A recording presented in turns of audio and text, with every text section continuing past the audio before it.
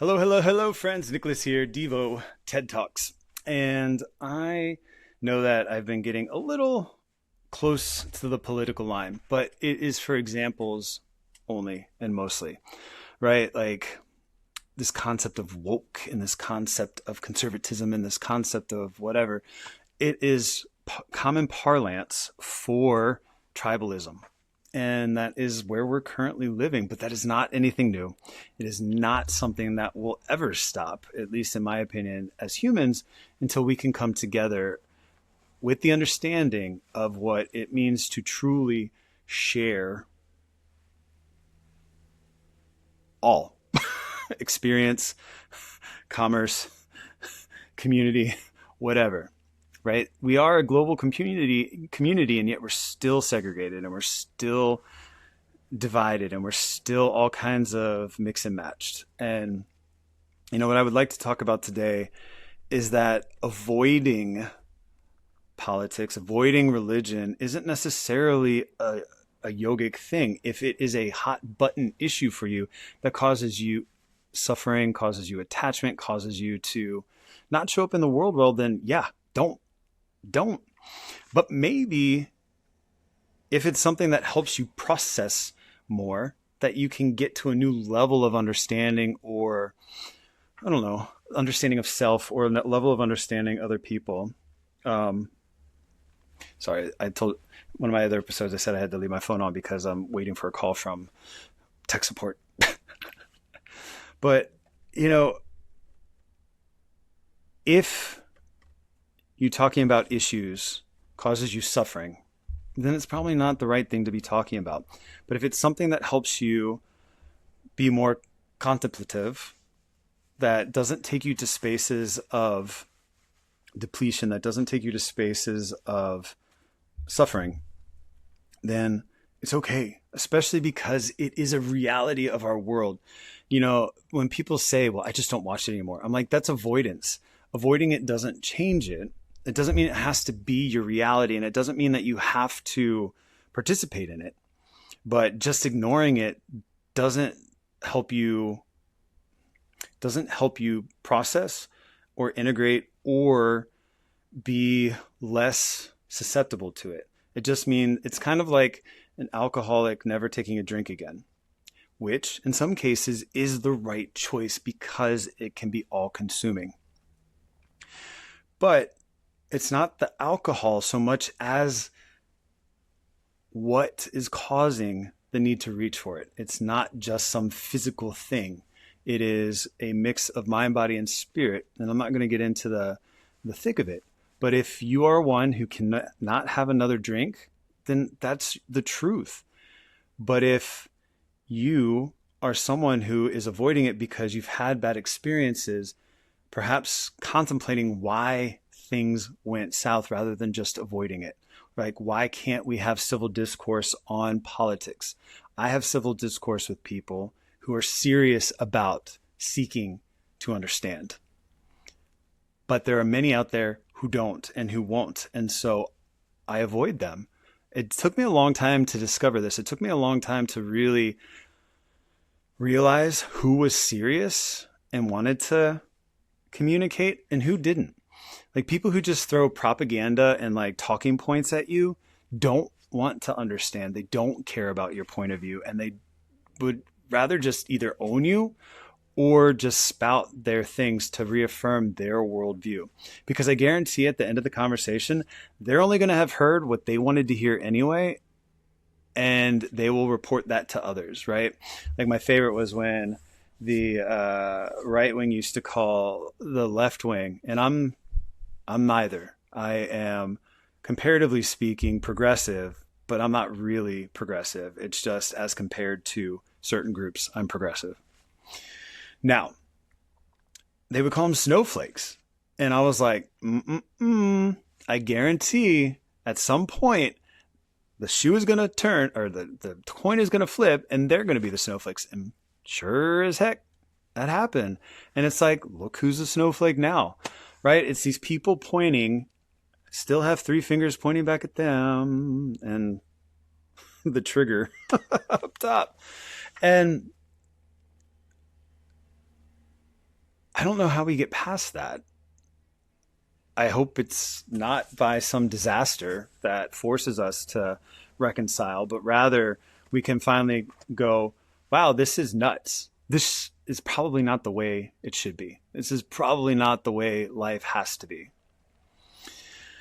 I don't know how that's going to happen, especially when money, because we're a capitalist society, money creates power, and money means power. And so both sides benefit from holding their stances because those sides each get money respectively from their people who do it. And I mean, it's about 50-50. Like, currently, the right wing has the House, the White House, and the Senate, but such minor majorities. But they said they had a mandate, and yet they can't pass things, and so they're blaming the other side, even though they had a mandate. I mean, it's just silly.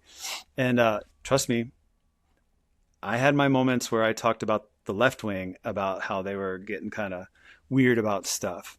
But currently, this is what's going on. And so I just don't stand for hypocrisy. I can't stand for blind ignorance to the fact of what's in front of our faces, right? You don't have to know what it is, but acknowledge that you don't know what it is.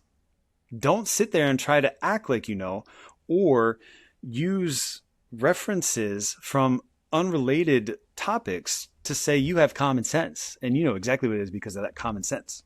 Well, define common sense, because I love when people say, well, they just don't have common sense like me. What do you mean common sense? I don't know what that means. It's kind of like that saying, well, I was raised right. Says who? Because I dropped you in a different country, I guarantee they would have said you was born in a barn or you was something else, because it is all relative. Everything is relative. Everything, every single thing is relative. And I could go on and on and on and on and on and on and on about that. But the things that are important to take away from this yogically: you are responsible for you. You don't have to change anybody's opinion. But if you want to have a discussion with others because you're genuinely interested and you like to connect, do it. But if you're just going out to fight, or somebody's coming at you just to fight, walk away. Or don't lose your peace over it. Let them say what they want to say and just be like, okay. Right?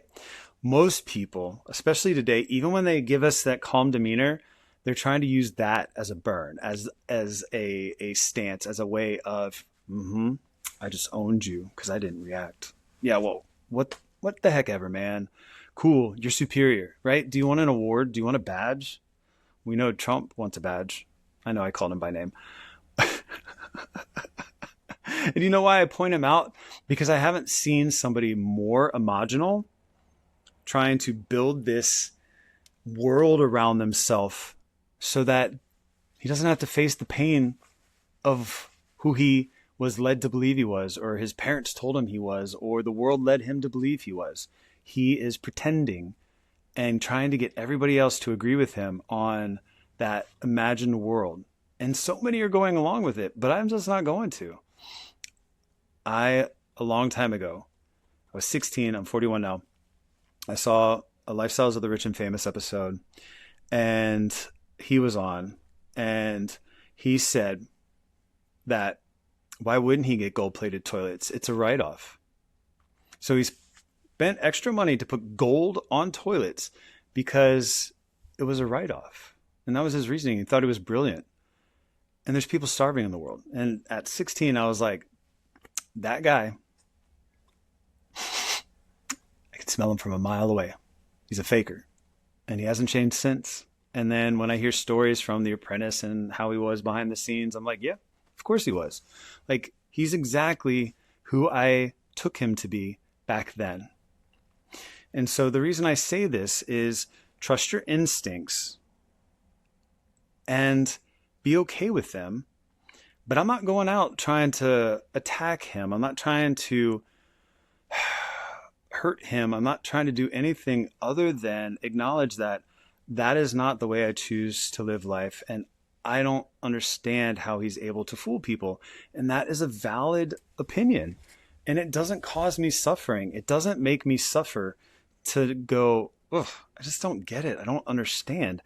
And I mean, there is a little bit of suffering because I don't know what is going to come of all of this. But what I do know is that I have survived every day that I've been alive to this point, and that if all evidence suggests anything, I will survive this too. This country will move on from someone like him and the current experience. I don't know how that'll look, and I don't know how hard it's going to be, but I will be okay, and I will survive. And I may gain some and I may lose some in the process in whatever ways that means or could be taken, but I will be okay. And so my wish for you is to yogically understand that you have a purpose here. And the minute you don't, you will cease to exist, and you will get to move to another plane or another level of consciousness for you to continue. You won't end. You won't stop. And if you don't believe that, well, let's have a conversation, because I would love to hear what you think happens. So I'll leave you with this. My favorite closing from my yoga classes. Wherever you go, whatever you do, there you are, there you have been, and there you always will be. Therefore, carry with you joy, peace, serenity, and love. Share it first with yourself, yet, if you have extra, share with others, or consider sharing with others.